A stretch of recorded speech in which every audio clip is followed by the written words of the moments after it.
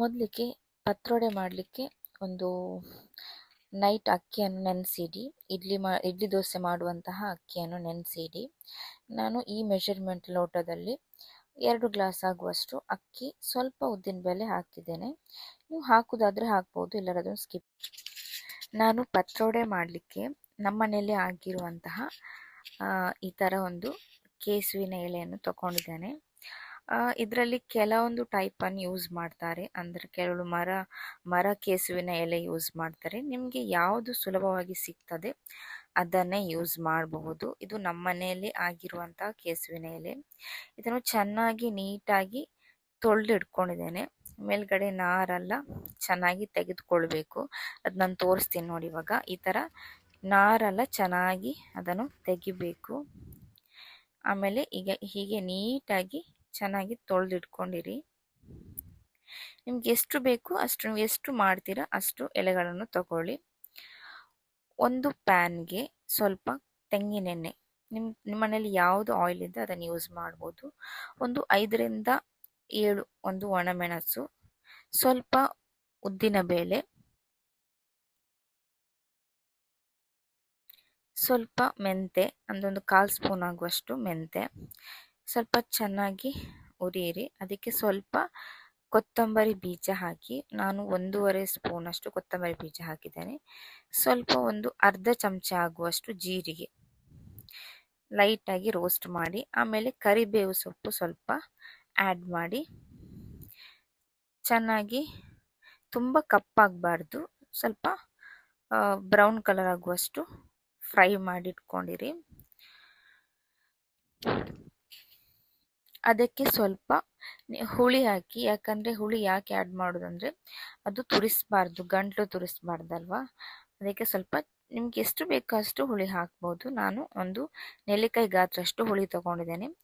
ಸ್ವಲ್ಪ ಅರ್ಧ ತೆಂಗಿನಕಾಯಿ, ನಾನು ಈ ಥರ ಅರ್ಧ ತೆಂಗಿನಕಾಯನ್ನು ತುರಿದು ಇಟ್ಕೊಂಡಿದ್ದೇನೆ. ಒಂದು ಮಿಕ್ಸಿ ಜಾರಿಗೆ ನಾವು ಆವಾಗಲೇ ನೆನೆಸಿಟ್ಟಿದ್ವಲ್ಲ ಅಕ್ಕಿಯನ್ನು, ಅದನ್ನು ಒಂದು ಮಿಕ್ಸಿಗೆ ಹಾಕೊಳ್ಳಿ. ಆಮೇಲೆ ಅದಕ್ಕೆ ತೆಂಗಿನಕಾಯಿ ಹಾಕಿ.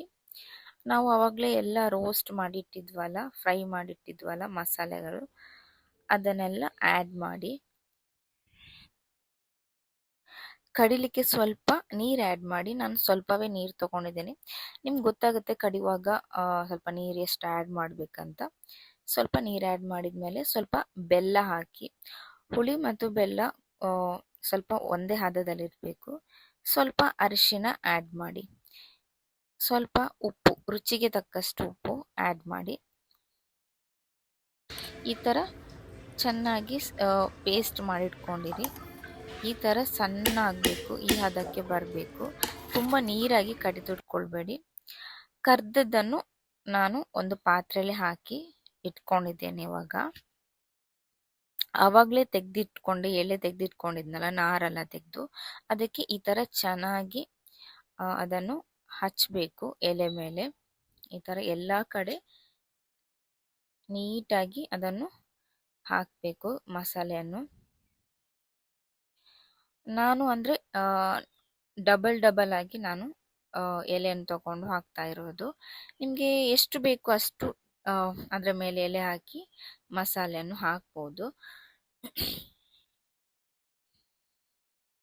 ನೋಡಿ, ಈ ಥರ ನಾನು ಅದರ ಮೇಲೆ ಇನ್ನೊಂದು ಎಲೆ ಹಾಕಿ ಈ ಥರ ಚೆನ್ನಾಗಿ ಮಸಾಲೆ ಹಾಕ್ತಾ ಇದ್ದೇನೆ. ಎಲ್ಲ ಕಡೆ ಹಾಕಬೇಕು. ಹಾಕಿದ್ದು ಅಂದರೆ ಮೇಲೆ ಹಾಕಬೇಡಿ, ಸ್ವಲ್ಪ ಲೈಟಾಗಿ ಎಲ್ಲ ಕಡೆ ಚೆನ್ನಾಗಿ ಈ ಥರ ಹಾಕ್ಕೊಳ್ಳಿ.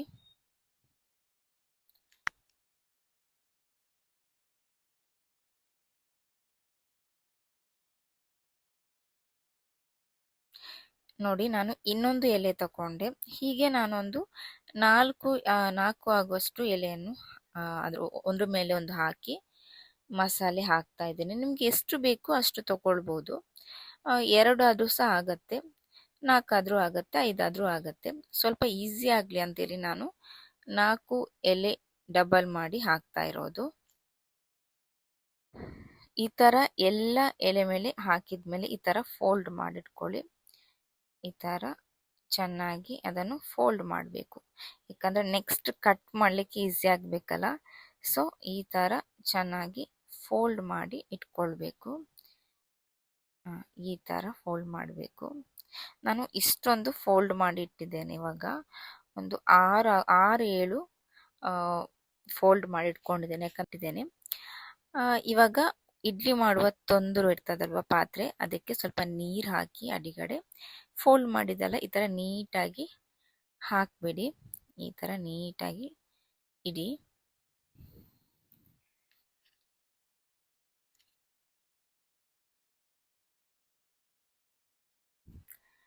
ನೋಡಿ, ಇಷ್ಟು ನಾನು ಇಡ್ಲಿ ಪಾತ್ರೆಯಲ್ಲಿ ಹಾಕಿದ್ದೇನೆ. ಇದನ್ನು ಇವಾಗ ಕ್ಲೋಸ್ ಮಾಡ್ತಾ ಇದ್ದೇನೆ. ಒಂದು 20 ನಿಮಿಷ ಆಗುವಷ್ಟು ಗ್ಯಾಸ್ ಮೇಲೆ ಇಡಿ. 20 ನಿಮಿಷ ಬೇಯಬೇಕಿದು. ಇವಾಗ ನೋಡಿ 20 ಮಿನಿಟ್ಸ್ ಆಗಿದೆ. ಈ ಥರ ಚೆನ್ನಾಗಿ ಬೆಂದಿದೆ ಇದು ಇಡ್ಲಿ ನೋಡಿ. ಆಮೇಲೆ ಒಂದು ಈ ಥರ ಚೆನ್ನಾಗಿ ಕಟ್ ಮಾಡ್ಕೊಳ್ಬೇಕು. ನಾನು 2 ಥರ ಮಾಡ್ತಾ ಇದ್ದೇನೆ. ಒಂದು ಇದನ್ನು ಫ್ರೈ ಮಾಡ್ತಾ ಇದ್ದೇನೆ, ಯಾಕಂದರೆ ನಮ್ಮ ಮನೆಯಲ್ಲಿ ಜಾಸ್ತಿ ಇದು ಫ್ರೈ ಇಷ್ಟಪಡ್ತಾರೆ. ಹಾಗಾಗಿ ನಾನು 2 ಟೈಪ್ ತೋರಿಸ್ತಾ ಇದ್ದೇನೆ ಇವಾಗ. ಇದು ನಾನು ಇವಾಗ ಫ್ರೈ ಮಾಡಲಿಕ್ಕೆ ಕಟ್ ಮಾಡಿ ಇಟ್ಕೊಂಡಿರೋದು. ಈ ಥರ ಈ ಶೇಪಿಗೆ ಬರಬೇಕು ಕಟ್ ಮಾಡಿದ್ದು. ಅವಾಗ ನಿಮಗೆ ಫ್ರೈ ಮಾಡಲಿಕ್ಕೆ ಈಸಿ ಆಗುತ್ತೆ. ಕೆಲವೊಬ್ರು ಒಂದೊಂದು ಥರ ಮಾಡ್ತಾರೆ ಪತ್ರೊಡೆಯನ್ನು. ನೋಡಿ, ಇವಾಗ ಫ್ರೈ ಮಾಡಲಿಕ್ಕೆ ಪ್ಯಾನ್ಗೆ ಸ್ವಲ್ಪ ಆಯಿಲ್ ಹಾಕೊಳ್ಳಿ. ಆವಾಗಲೇ ಕಟ್ ಮಾಡಿ ಇಟ್ಕೊಂಡಿರುವಂತಹ ಈ ಥರ ಹಾಕಿ, ಇದಕ್ಕೆ ಸ್ವಲ್ಪ ಎಣ್ಣೆ ಜಾಸ್ತಿ ಹಾಕಿ ಈ ಥರ ಒಂದೊಂದಾಗಿ ಪ್ಯಾನ್ ಮೇಲೆ ಹಾಕಿ. ಪತ್ರೊಡೆಯನ್ನು ಒಬ್ಬೊಬ್ರು ಒಂದೊಂದು ಥರ ಮಾಡ್ತಾರೆ ಒಂದೊಂದು ಕಡೆ. ಸೊ ನನಗೆ ಈ ಥರ ಇಷ್ಟ ಆಗತ್ತೆ ಫ್ರೈ ಮಾಡಲಿಕ್ಕೆ. ನಮ್ಮ ಮನೇಲಿ ತುಂಬ ಜನಕ್ಕೆ ಫ್ರೈ ಇಷ್ಟ ಆಗತ್ತೆ. ಸೊ ಜಾಸ್ತಿ ಫ್ರೈ ತಿನ್ನಲಿಕ್ಕೆ ಇಷ್ಟಪಡ್ತಾರೆ. ಹಾಗಾಗಿ ನಾನು ಫ್ರೈ ಮಾಡಿದ್ದೇನೆ. ಸ್ವಲ್ಪ ಈ ಥರ ಒಗ್ಗರಣೆ ಹಾಕಲಿಕ್ಕೆ ತೆಗೆದಿಟ್ಟಿದ್ದೇನೆ. ನೋಡಿ, ಈ ಥರ ಸಣ್ಣದಾಗಿ ಕಟ್ ಮಾಡ್ಕೊಳ್ಳಿ. ಆವಾಗ ನಾನು ಫ್ರೈಗೆ ಕಟ್ ಮಾಡ್ಕೊಂಡಿದ್ನಲ್ಲ, ಹಾಗೆ ಇದನ್ನು ಸಣ್ಣದಾಗಿ ಕಟ್ ಮಾಡ್ಕೊಳ್ಳಿ. ಆಮೇಲೆ ಒಂದು ಈರುಳ್ಳಿಯನ್ನು ಕಟ್ ಮಾಡಿಟ್ಕೊಂಡಿರಿ.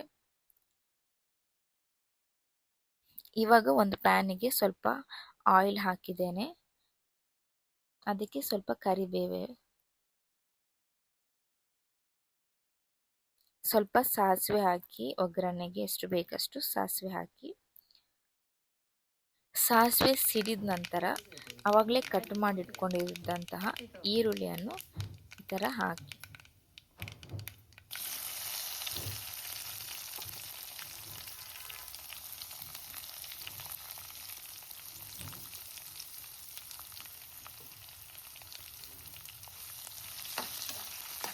ಚೆನ್ನಾಗಿ ಈ ಥರ ಕಲಿಸ್ಕೊಂಬಿಡಿ. ಯಾಕಂದರೆ ಅದು ಕಪ್ಪಾಗಬಾರ್ದಲ್ವ. ಸ್ವಲ್ಪ ಲೈಟಾಗಿ ಫ್ರೈ ಆದರೆ ಸಾಕು. ತುಂಬ ಗೋಲ್ಡನ್ ಬ್ರೌನ್ ಆಗೋ ತನಕ ಫ್ರೈ ಮಾಡಬೇಕಂತೇನಿಲ್ಲ.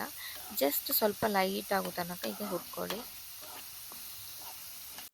ಆವಾಗಲೇ ನಾನು ಒಗ್ಗರಣೆ ಹಾಕಲಿಕ್ಕೆ ಅಂತ ಕಟ್ ಮಾಡ್ಕೊಂಡಿದ್ನಲ್ಲ ಸಣ್ಣದಾಗಿ, ಆ ಒಂದು ಪತ್ರೊಡೆಯನ್ನು ಇದಕ್ಕೆ ಈ ಥರ ಮಿಕ್ಸ್ ಮಾಡಿ.